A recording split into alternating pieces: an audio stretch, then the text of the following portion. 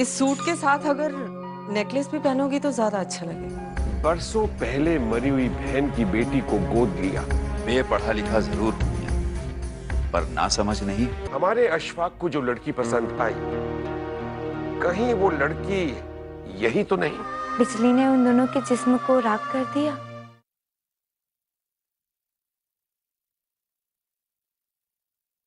जाओ बेटा, ले आओ।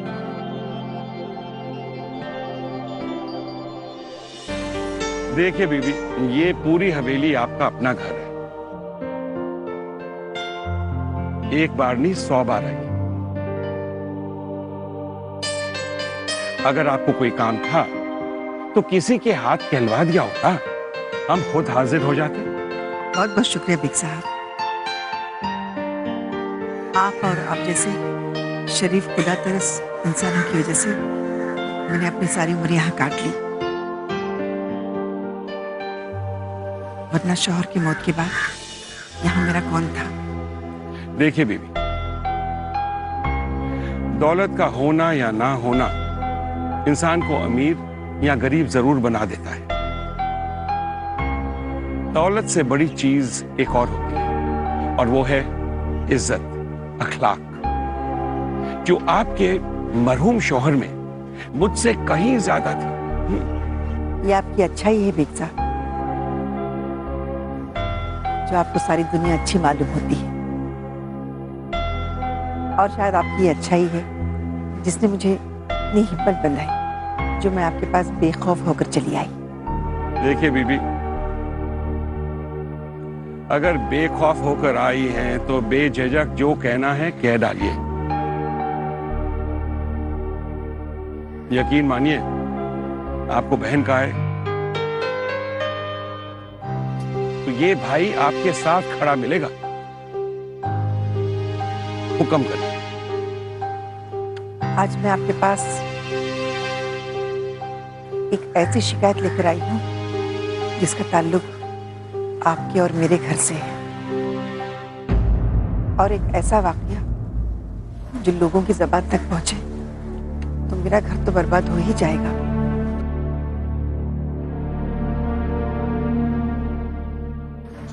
मगर उसकी आंच आपकी हवेली तक भी पहुंचेगी। बीबी, मैं अब भी आपकी बात पूरी तरह से समझ नहीं पाया। जरा खुलकर कहिए।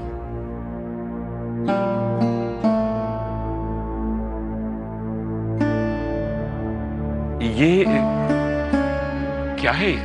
आप खुद ही देख लीजिए। अच्छा,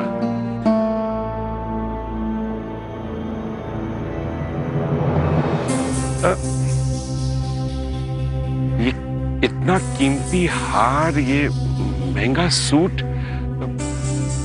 मैं समझ नहीं पा रहा हूं। ये हीरों का हार मेरी और मेरी बेटी की उम्र भर के ख्वाबों से कहीं ज्यादा कीमती है। शायद आपकी बात मेरी समझ में आ रही है। उस शख्स का नाम तो बताइए जिसने ये कीमती तोहफे आपकी बेटी को दिए। मेरी दौलत, मेरी बेटियां और उनकी इज्जत है बिग साहब। अगर इज्जत चलेगी तो हम माँ बेटियां बेमौत मर जाएंगी। आप उसका नाम तो बताइए। आपका बेटा अशफाक।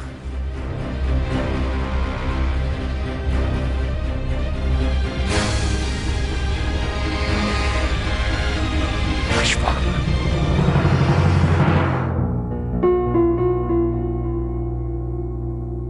बस यही थी हमारी दास्तान, जिसे लिखने वाले फरिश्तों ने शायद बेदिली से लिखा, और जिसे बरतने वालों ने बददिली से बरता, जिससे हमारा जिस्म तो जिस्म, हमारी रूह भी जख्मी हो गई। सचमुच बहुत दुख भरी थी आपकी ये दास्तान। बहुत कम उम्र में बहुत सदमे उठाए हैं आपने। सदमा तो एक बहुत छोटा लफ्ज है अशफाक साहब। दुखों की कुछ ऐसी आदत सी हो गई है, जिस दिन छोटा दुख मिलता है उसी दिन बड़ी खुशी होती है। देखिए, मैं ज्यादा तो कुछ नहीं कर सकता आपके लिए, लेकिन इतना जरूर कहूंगा, आपके हर दुख और हर गम में मुझे बराबर का शरीक समझिए, एक सच्चे दोस्त की तरह। शरीके जिंदगी अगर शरीके गम नहीं होगा तो और कौन होगा? आपसे किसने कहा कि मेरी और आपकी शादी होने वाली है? मुझे खाला खालू ने कहा। आपकी और मेरी शादी तो बहुत पहले से तय है, जब से मैं और आप बहुत छोटे थे। और उन्होंने ये भी कहा कि आप बहुत बड़े आदमी हैं, मुझे बहुत खुश रखेंगे।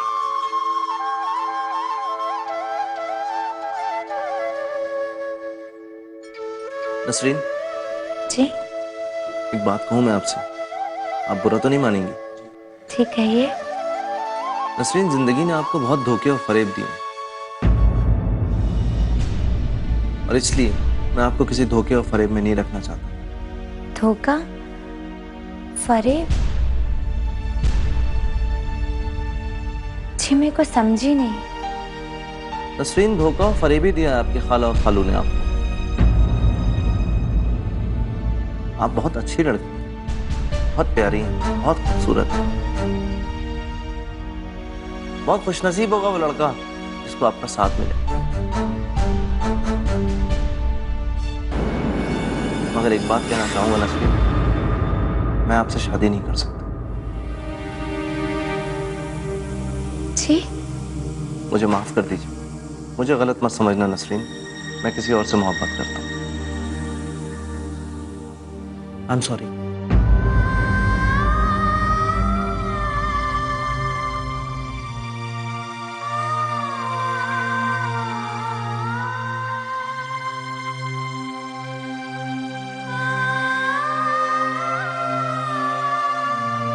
अरे, ये अशफाक मियाँ कहाँ चले गए?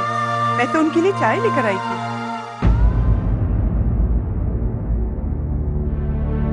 जिनके थे वो उसके पास चले गए।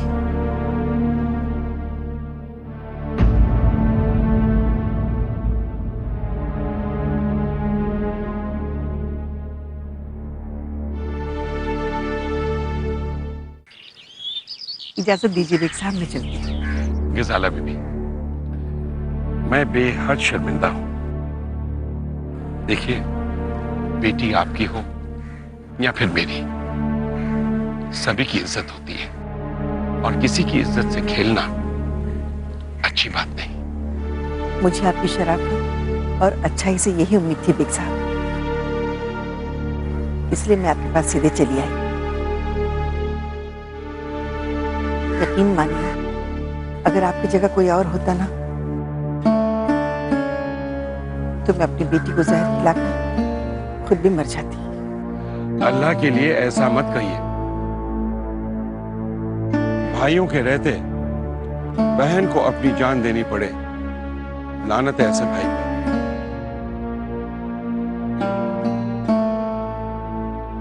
अब आप बताइए, आखिर आप क्या चाहती हैं? अगर आप कहें तो मैं अशफाक का कान पकड़ के खुद आपके पास ले आऊं, और उसके बाद आप जो सजा देना चाहें मैं खुद अपने हाथ से उसे दूं। एक बार आप कहिए तो सही। नहीं बेग साहब, मैं जानती हूँ जो भी हुआ है वो नादानी में हुआ है, और नादानी पर सख्ती बरती जाए ना तो बागी हो जाते हैं। तो आप खुद बताइए, इस मामले में आप मुझसे किस तरह की मदद चाहती हैं? जो आप चाहेंगी वही होगा। मैं क्या चाहूंगी बेग साहब, आप जैसे बड़े इंसान ने मुझे बहन कहा, मुझे और क्या चाहिए। मेरी ख्वाहिश तो बस यही है बिन साहब, जो हुआ वो माजी है, ये बात यहीं खत्म हो जाए, मेरी इज्जत लोगों में ना उछले।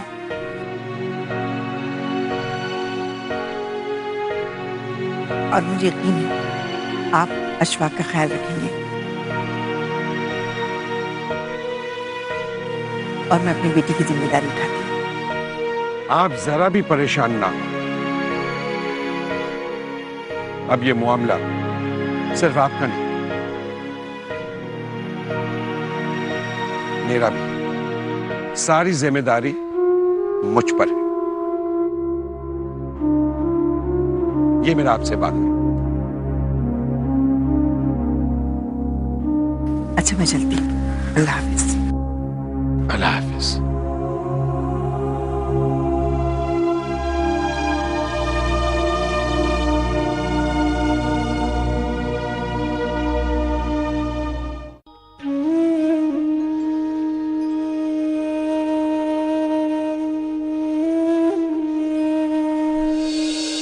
नसरीन, धोखा और फरेबी दिया है आपके खाला और खालू ने आपको।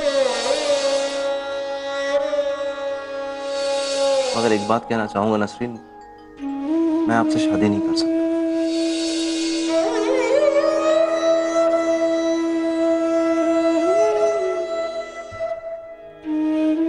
मुझे गलत मत समझना नसरीन,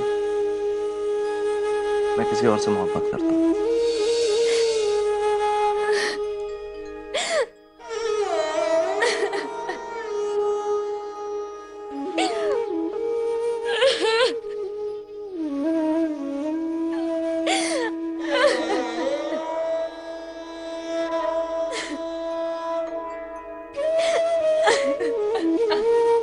नसरीन, क्या हुआ बेटा? क्यों इस तरह दहाड़े मार मार कर रो रही है?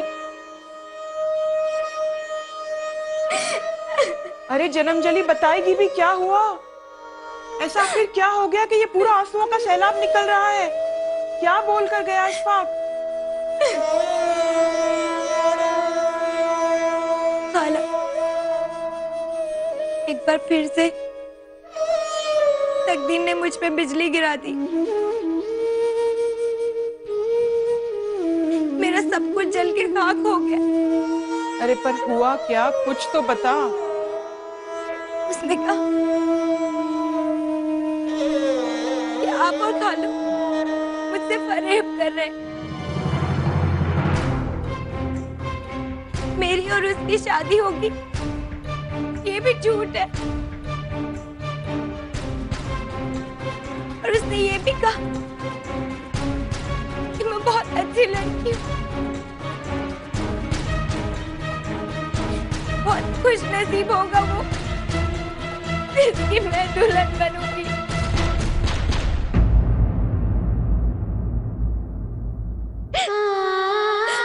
और खाला,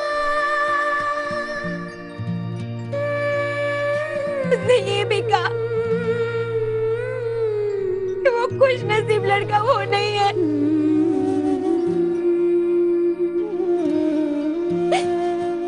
क्योंकि वो किसी और से प्यार करता है।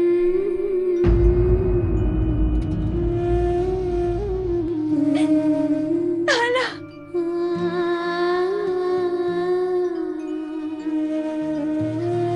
खबरदार मेरी बच्ची, भूल कर भी ये बात अपनी जबान पर मत लाना। अशफाक का तुझसे शादी से इनकार तुझे इस घर से निकाल देगा। और फिर तू इस घर के मर्दों को नहीं जानती बेटा। उनके सीने में दिल नहीं, पत्थर के टुकड़े हैं। और पत्थर के टुकड़े किसी भी इंसान की मजबूरियों को क्या समझेंगे।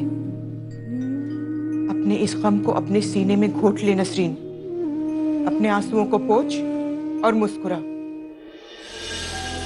इस घर के मर्द बहुत जिद्दी है, लोगों की मर्जी के खिलाफ उनसे काम लेते हैं। और फिर क्या पता अशफाक तेरे ही नसीब में लिखा हो।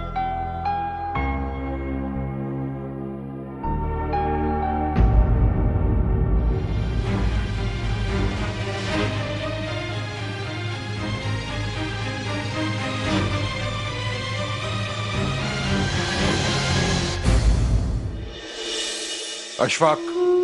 अस्सलाम वालेकुम। वालेकुम अस्सलाम। अब्बू आप यहाँ बैठे हैं? मैंने आपको लॉन में देखा, नहीं मिले तो मैंने सोचा आप बाहर गए होंगे। मियाँ कहाँ से आ रहे हैं? अब्बू मैं वॉक करने गया था, वहां पे शाकिर चाचा मिल गए और जबरदस्ती मुझे अपने घर ले गए। और एक अब्बू बड़ा अजीब सा हादसा हुआ वहां। मियाँ, तुम्हारे उस हादसे के बारे में बाद में सुनेंगे, मगर फिलहाल हमारी हवेली में भी एक हादसा हुआ है। हादसा? कैसा हादसा अब्बू? सब खैरियत तो है? हादसा यहां टेबल पर रखा है, खुद ही देख लो।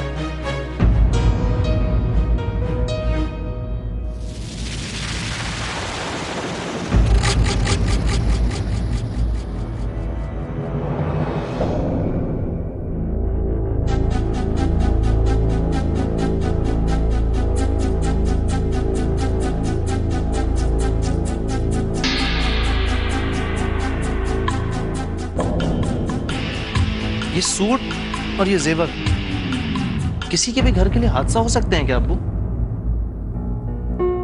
फर्जंदे अशरफ, यकीनन हादसा हो सकते हैं। मियां, ये जेवर और ये लिबास बहुत ही कीमती है। किसी की इज्जत उछालने के लिए एक मामूली जेवर जो बेकीमत हो, एक मामूली लिबास, वही काफी होता है। मगर जहां तक मैं जानता हूं अब्बू, ये सूट और ये नेकलेस किसी की इज्जत उतारने की नीयत से ना तो दिए गए थे और ना खरीदे गए थे। मगर मियां, आपने जिस घर की बेटी को ये तोहफे दिए, उस घर के हालात ने उस घर की इज्जत को शीशे से ज्यादा नाजुक बना दिया है। इसलिए आपके इस तोहफे को बेइज्जती माना जा रहा है। अब्बू अगर ऐसा है तो आप मुझे इजाजत दीजिए कि मैं उस घर में रहने वालों के पास जाऊं और उन्हें जाकर अपना दिल खोल कर दिखाऊं, बल्कि उनकी इज्जत और शराफत की हिफाजत करने का शौक है। आज से पहले ऐसे तोहफे तुमने किसी और को दिए हैं? जी, बहुत बार, बहुत से लोग। क्या वो तोहफे इसी कदर कीमती थे? नहीं, शायद इसके 10% भी नहीं थे। बता सकते हो क्यों? क्योंकि उनमें से किसी का भी ताल्लुक इस रिश्ते जैसा पाकीज़ा और कीमती नहीं था। जो कुछ तुम कह रहे हो उसका मतलब जानते हो? जी अब्बू, पाकीज़ा और कीमती का ताल्लुक का मतलब होता है किसी के साथ एक ऐसा रिश्ता बन जाना जिसे वक्त और हालात का कोई भी तूफान मिटा ना सके। एक ऐसा रिश्ता जैसा जिस्म और रूह के बीच में होता है, जिसके टूट जाने से मौत आ जाती है। और अगर ऐसे रिश्ते को मानने से मैं इनकार कर दूं तो तुम्हारा जवाब क्या होगा?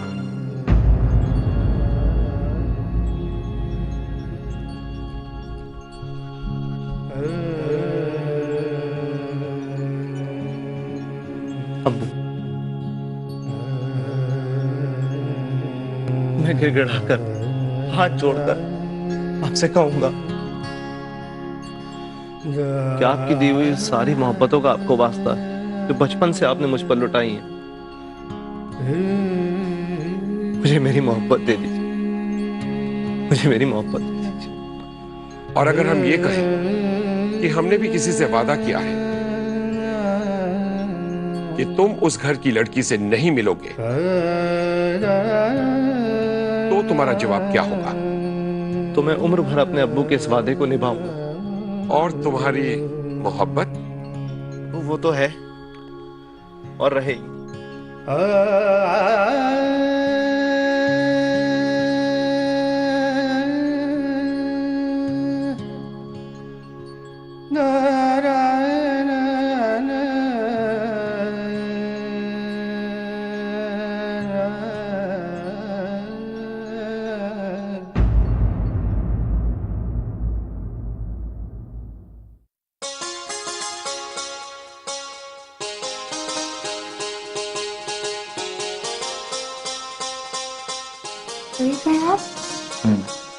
चलो नीचे, अब्बू तुम्हें बुला रहे हैं।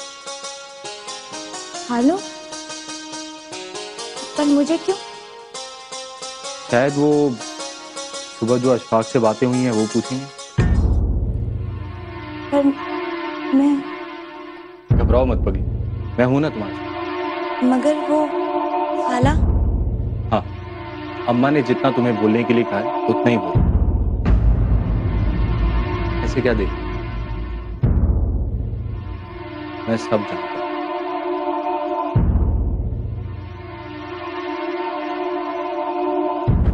वो भी जो अशफाक के साथ सुबह हुआ, और वो भी जो अम्मा ने तुम्हें बोलने के लिए कहा है। आपको सब पता है? तुम घबराओ, इस घर से तुम्हें कोई नहीं निकाल सकता। मैं तुम्हारे साथ। अब चलो। आप भी चलिए ना मेरे साथ फरीद भाई। नहीं, तुम चलो। हाँ, और सुनो, अकेले में मुझे फरीद भाई ना कहा करो। जी? फरीद कहा। क्यों? वो सब मैं तुम्हें बाद में समझाऊं, अभी तुम जाओ।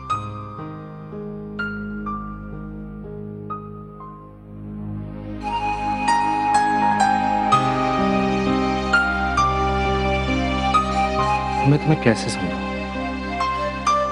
दुल्हन तो तुम मेरी ही बनोगी।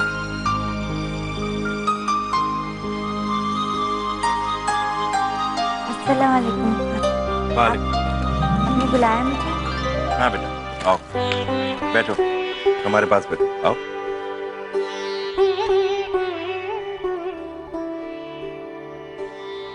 बेटा एक बात बताओ, जी?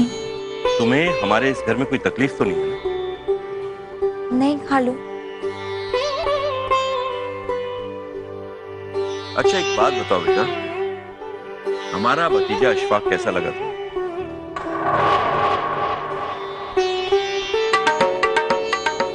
अब्बू, आप भी क्या अजीब सवाल करते हैं अब्बा जान?